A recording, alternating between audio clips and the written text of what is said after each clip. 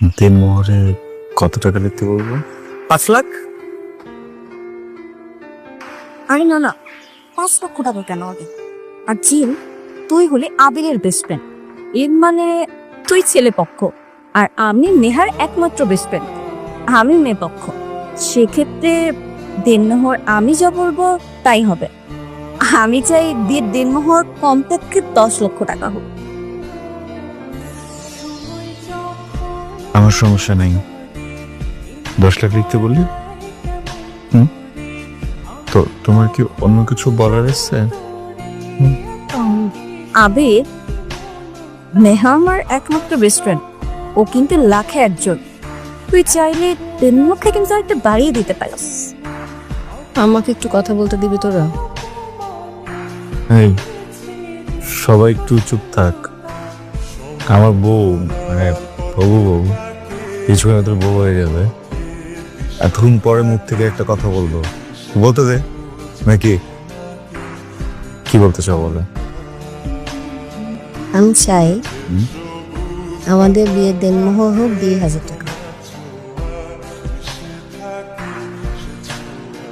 মানে কি 2,000 টাকা? মানে দেখ, ও আমার বেস্ট ফ্রেন্ড, কিন্তু তুইও আমার ফ্রেন্ড।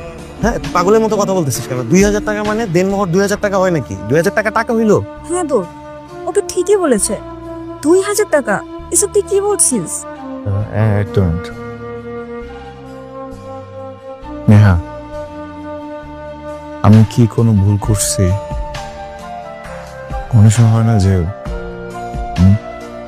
না বুঝে এমন একটা কথা বলে ফেলে মানুষ, যার কারণে সামনে মানুষ কষ্ট পায়। আমি কিভাবে কখনো কোনো কষ্ট তোমাকে, মানে কেন এইটা বলতেছো? আমি তোমার ভালোবাসার মানুষ, কিন্তু আমি তো মানতে পারছি না। মেনে নিতেই হবে, কারণ এটাই তোমার এখন সামর্থ্য। দেখো, আমি জানি তোমার চাকরি হয়েছে, কিন্তু তুমি তো এখনো জয়েন করোনি। আর আমি জানি কি আমার কখনো ছেড়ে যাবে না। আর ধরো চলে গেলাম, এই দেনমোহরে 50 লক্ষ টাকা দিয়ে আমি কি করবো? 1 কোটি টাকাও যদি দেনমোহর দাও, ওতে দিয়ে আমার কি হবে? আমার কষ্ট তুমি ভুলাতে পারবে? পারবে না। আমার উপর থেকে ডিভোর্সের ট্যাক্স সরাতে পারবে? তার করো। টাকা দিতে পারলে না, সংসার করতে হলো, তখন কি সুখের সংসার হবে? যাই হোক, শুধু 2,000 টাকা দেনমোহর না, সাথে একটা প্রমিসও ছিল।